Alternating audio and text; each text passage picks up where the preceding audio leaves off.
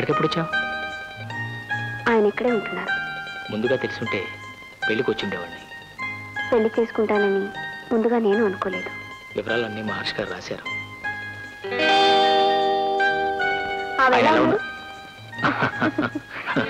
ఆయన బాగా కూడా బాగానే ఉంది. ఎక్కడికి వెళ్తున్నారు? ఆఫీస్. నేను డ్రాప్ చేస్తాను, రండి. ఇక్కడ దగ్గర నడిచెడతా. పర్వాలేదు, రండి. సరే.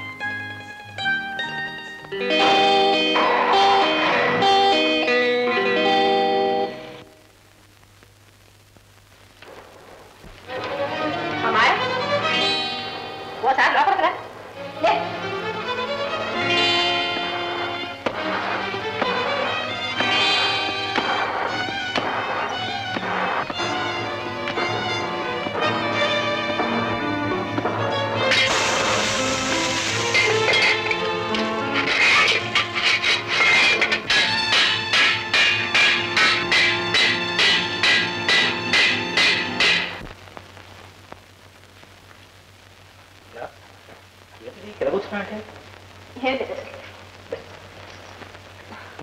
చెప్పడం మర్చిపోతానేమో, రేపు మధ్యాహ్నం మన ఇంట్లో వంట చేయొద్దు. మన ఇద్దరం కలిసి ఒక ఫ్రెండ్ ఇంటికి భోజనానికి వెళ్ళు. ఆడా మగ? ఆడే. తారేనా? తార నీకెలా తెలుసు? ఎలా తెలిస్తే ఉందిలేండి, నాకు ఒంట్లో బాగాలేదు, ఏ రాను.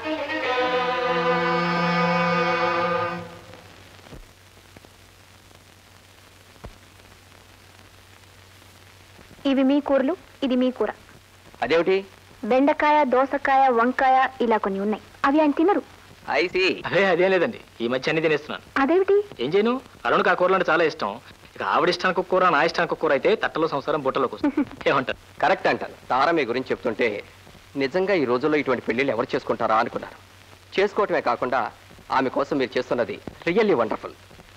సంసారాల్లో కావాల్సింది అలా సర్దుకుపోవటమేనండి. నా మటుకు నన్ను చూడండి, ఫ్యాక్టరీలో ఉన్న 8 గంటలు నరకంలో ఉన్నట్టుగా ఉంటుంది. ఎప్పుడు ఇంటికి వచ్చి పడదామా అనిపిస్తుంది. అసలు ఇంటికి రావటం అంటే స్వర్గంలో అడుగు పెడుతున్నట్టుగా ఉండాలి. Am I right? Yes, you are right. You are right. ముందు అన్నం తినివ్వండి. అసలు ఇలాంటి సమస్యలు ఎందుకు వస్తాయంటే సంస్కారం లేకపోతేనే వస్తాయి. భార్యాభర్తల తగాదా అంటే నాకెందుకో నవ్వుగా ఉంటుంది. అది ఎలా ఉంటుందో చూడాలని నాకు సరదా. ఈమెను సరదాగా ఒక్కనాడన్నా అలాంటి తగాదా పెట్టుకోమంటే నో, పెట్టుకోదే. వద్దులేండి, సరదా కూడా మీరు అలాంటి కోరుకోవద్దు.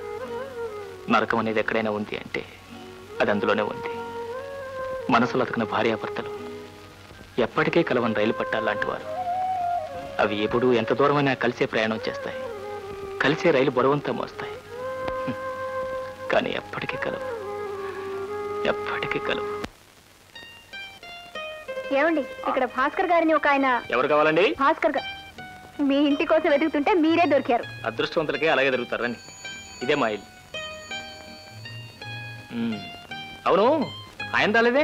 చాలా పని ఉందట, నన్ను వెళ్ళమన్నారు. బాలేవారే, ఊరికి ముందు ఆయన వస్తున్నారు. మరి ఆయన అంతేలేండి. అరే చూడు, నువ్వు ఇలా పడుతూ ఏదైనా పగలగొట్టావంటే మా ఇంటి వానరు అద్దెతో పాటు కలిపి పిండేస్తాడు. ఇంకా నడిస్తే అద్దె పెంచుతారన్నారు కదా. పెంచినా పెంచొచ్చు, ఎవరు చేశారు?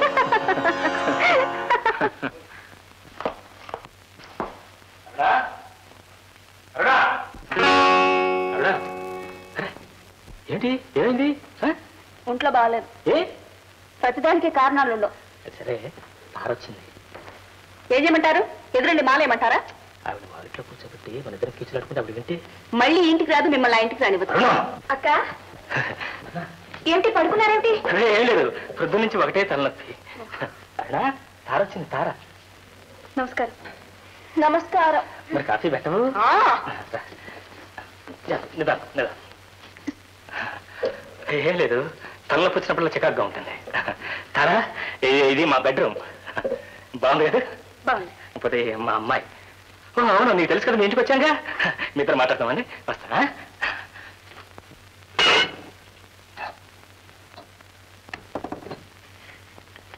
అలా చిరుపురులు అంటే కాస్త నవ్వుతూ మాట్లాడితే నీ సొమ్మేం పోయింది? ఏం పోతుందా? దొడ్లో పూల ముక్కులు అవి వేస్తే చాలా అందంగా ఉండేది కదా. అందాలు చందాలు సంసారం చేసుకునే వాళ్ళకేం తెలుస్తాయి. తారా, ఇది మా వంటగది. బాగుంది కదా? అవును, నేను మర్చిపోయాను, నువ్వు మా ఇల్లు చూడలేదు కదా. రా, చూపిస్తారా? ఇల్లు పెద్దయినా అద్దె మాత్రం చాలా తక్కువ.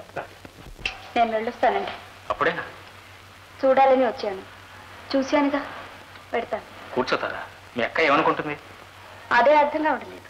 పర్వాలేదు, కూర్చో కూర్చో.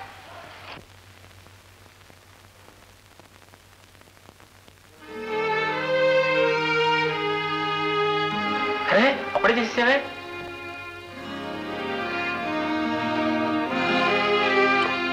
కూర్చోండి. దర్జాగా పక్క పక్కన కూర్చొని కబుర్లు చెప్పుకోవడానికి నాకు అవతల చాలా పని ఉంది. ఏ అంత వేడిగా ఉందా? కాసేపు ఆగితే అదే చల్లారిపోతుంది. తీసుకో. డికాక్షన్ సరిపోయిందా? చాలా స్ట్రాంగ్. మా అమ్మ ఎప్పుడు అంతే. అదే ఇష్టం కాపోయి. ఇష్టం కాదు, అలవాటు. ఒక్కొక్కరికి ఒక్కొక్క అలవాటు ఉంటుంది. కొందరికి పెళ్లి కాని వాళ్ళతో తిరగాలని ఉంటుంది, కొందరికి సిగ్గు నీ తెదిలేసి పెళ్ళైన వాళ్ళతో కూడా పులకాలని ఉంటుంది, మరి కొందరికి వెళ్ళిన తర్వాత 2 తీసేస్తానండి. నేను వెళ్ళొస్తానండి. అప్పుడేనా? ఎక్కువసేపు కూర్చోవడం నాకు అలవాట్లేదండి. వస్తాను. మీరెక్కడికి? మీరుండండి. అక్కర్లేదు, ఉండండి.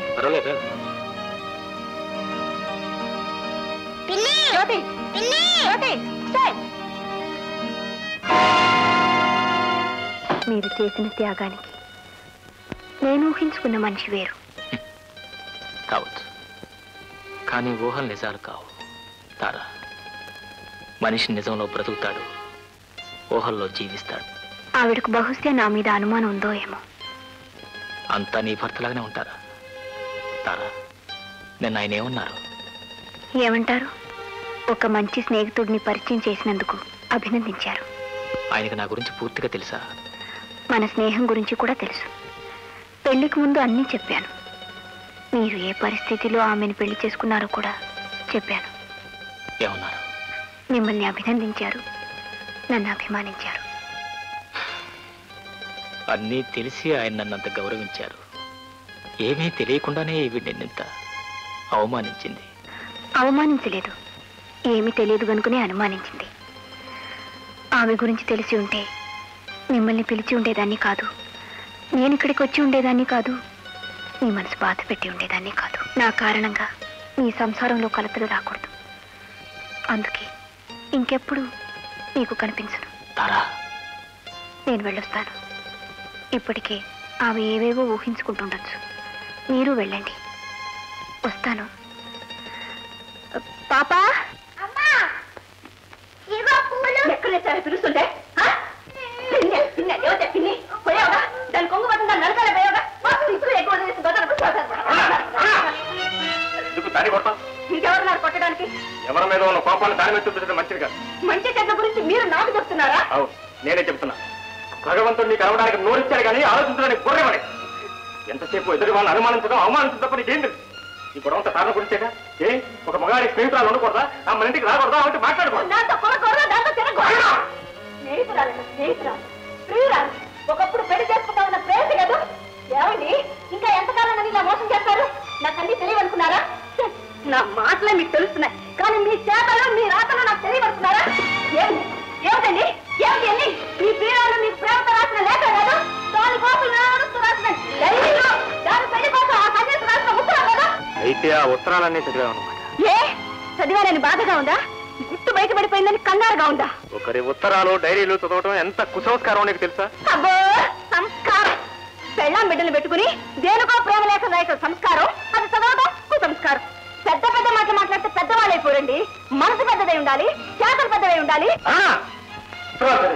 అంతే, కానీ వాటిని అర్థం చేసుకోలేకపోయా. ఒకప్పుడు ఆమె ప్రేమించిన మాట వాస్తవం. పెళ్లి కూడా చేసుకుందామని అనుకున్నా. నిన్ను పెళ్లి చేసుకున్న తర్వాత ఆమెను మర్చిపోవాలని ప్రయత్నించాను. మర్చిపోలేకపోతున్నారు. ఇప్పుడు అది కనిపించేసరికి మతి చెల్లించింది, కొంగు పట్టుకుని వీధులు పడ్డారు. లేదన్నా, ఆమె పెళ్లి చేసుకుంది, భర్త సుఖంగా కాపురం చేస్తుంది. ఆమె మీద నాకు పవిత్ర భావం తప్ప మరే భావం లేదు. ఆమెకు నాకు ఎలాంటి సంబంధం లేదు. ఏ సంబంధం లేకపోతే ఆ విందులేమిటి, ఆ రావడాలేమిటి, ఈ పోవటాలేమిటి? ఆ రోజు నుంచి ఈ రోజు వరకు అదే మీ మనసులో ఉంది. దాన్నే పెళ్లి చేసుకోవాలనుకున్నారు. అంతలోకి నేను అడిగాను, నాకు తాళి కట్టారు. మీరు అనుకున్నంత తేలిక నేను చావలేదు, దాని మీద మీకు ప్రేమ చావలేదు. ఇప్పుడు నేను మీకు అడ్డైపోయాను. నేను చావాలి, చంపినట్టు తెలియకూడదు, కానీ చావాలి. దీన్ని రెచ్చగొడితే ఏ గుండె నొప్పి వస్తుంది, దాని